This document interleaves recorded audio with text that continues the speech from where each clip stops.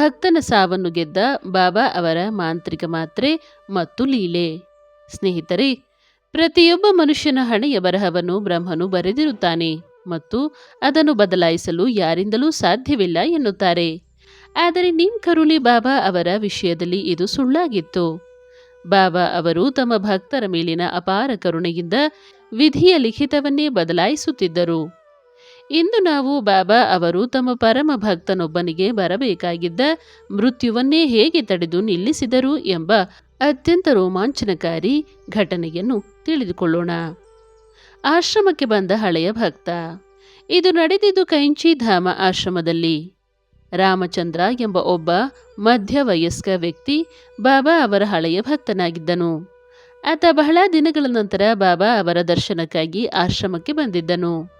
ಬಾಬಾ ಅವರನ್ನು ನೋಡಿದ ತಕ್ಷಣ ರಾಮಚಂದ್ರನಿಗೆ ಎಲ್ಲೂ ಇಲ್ಲದ ಆನಂದವಾಯಿತು.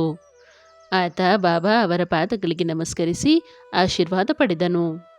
ಬಾಬಾ ಎಂದಿನಂತೆ ತಮ್ಮ ಕಂಬಳಿ ಹೊದ್ದು ಕುಳಿತಿದ್ದರು.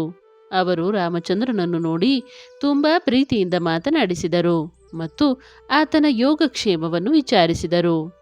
ಆ ದಿನ ಆಶ್ರಮದಲ್ಲಿ ಎಲ್ಲವೂ ಎಂದಿನಂತೆ ಶಾಂತವಾಗಿತ್ತು. ಬಾಬಾ ಅವರ ವಿಚಿತ್ರ ಆಜ್ಞೆ ಮತ್ತು ಮಾತ್ರೆ. ರಾಮಚಂದ್ರನು ಸ್ವಲ್ಪ ಸಮಯದ ನಂತರ, ಬಾಬಾ, ನಾನು ಊರಿಗೆ ಹೊರಡುತ್ತೇನೆ, ಅಪ್ಪಣೆ ಕೊಡಿ ಎಂದು ಕೇಳಿದನು. ಆದರೆ ಬಾಬಾ ಆತನನ್ನು ಹೋಗಲು ಬಿಡಲಿಲ್ಲ. ಬಾಬಾ ಗಂಭೀರವಾಗಿ, ಇಲ್ಲ, ನೀನು ಇಂದು ಊರಿಗೆ ಹೋಗುವಂತಿಲ್ಲ. ಇಂದಿನ ರಾತ್ರಿ ನೀನು ಇಲ್ಲೇ ಆಶ್ರಮದಲ್ಲೇ ಇರಬೇಕು ಎಂದರು.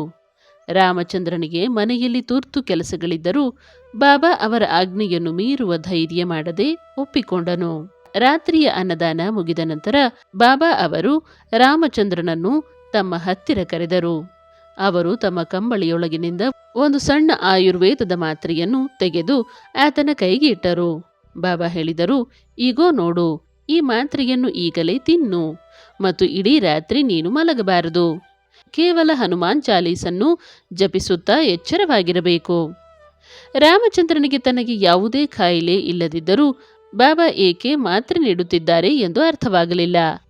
ಆದರೂ ಆತ ಬಾಬಾ ಅವರ ಮೇಲಿದ್ದ ನಂಬಿಕೆಯಿಂದ ಆ ಮಾತ್ರೆಯನ್ನು ನುಂಗಿ ಆಶ್ರಮದ ಕೊಠಡಿಯೊಂದರಲ್ಲಿ ಕುಳಿತು ಹನುಮಾನ್ ಚಾಲೀಸ ಪಠಿಸಲು ಶುರು ಮಾಡಿದನು. ಮಧ್ಯರಾತ್ರಿಯ ಭೀಕರ ರಹಸ್ಯ. ಮಧ್ಯರಾತ್ರಿ ಸುಮಾರು 2 ಗಂಟೆಯ ಸಮಯ. ಇಡೀ ಆಶ್ರಮವು ಗಾಢ ನಿದ್ರೆಯಲ್ಲಿತ್ತು. ಆದರೆ ರಾಮಚಂದ್ರನು ಬಾಬಾ ಅವರ ಆಜ್ಞೆಯಂತೆ ಎಚ್ಚರವಾಗಿದ್ದನು. ಇದ್ದಕ್ಕಿದ್ದಂತೆ ಆತನಿಗೆ ತನ್ನ ಎದೆಯ ಭಾಗದಲ್ಲಿ ತೀವ್ರವಾದ ನೋವು ಕಾಣಿಸಿಕೊಂಡಿತು. ಆ ನೋವು ಎಷ್ಟು ಭೀಕರವಾಗಿತ್ತೆಂದರೆ ಆತನಿಗೆ ಉಸಿರಾಡಲು ಸಾಧ್ಯವಾಗುತ್ತಿರಲಿಲ್ಲ. ಇಡೀ ದೇಹದಲ್ಲಿ ವಿಪರೀತ ಬೆವರು ಹರಿಯಲು ಶುರು ಮಾಡಿತು. ಅದು ತೀವ್ರವಾದ ಹೃದಯಾಘಾತದ ಲಕ್ಷಣವಾಗಿತ್ತು. ರಾಮಚಂದ್ರನಿಗೆ ತಾನು ಸಾಯುತ್ತಿದ್ದೇನೆ ಎಂದು ಖಚಿತವಾಯಿತು. ಆತನಿಗೆ ಜೋರಾಗಿ ಕಿರುಚಲು ಸಹ ಶಕ್ತಿ ಇರಲಿಲ್ಲ. ಆಗ ಆತನಿಗೆ ಬಾಬಾ ಕೊಟ್ಟ ಮಾತ್ರೆ ಮತ್ತು ಬಾಬಾ ಅವರ ಮಾತು ನೆನಪಾಯಿತು. ಆತ ಮನಸ್ಸಿನಲ್ಲೇ ಬಾಬಾ ಅವರನ್ನು ನೆನೆಯುತ್ತಾ ಹನುಮಾನ್ ಚಾಲೀಸಾವನ್ನು ಜೋರಾಗಿ ಜಪಿಸಲು ಶುರು ಮಾಡಿದನು.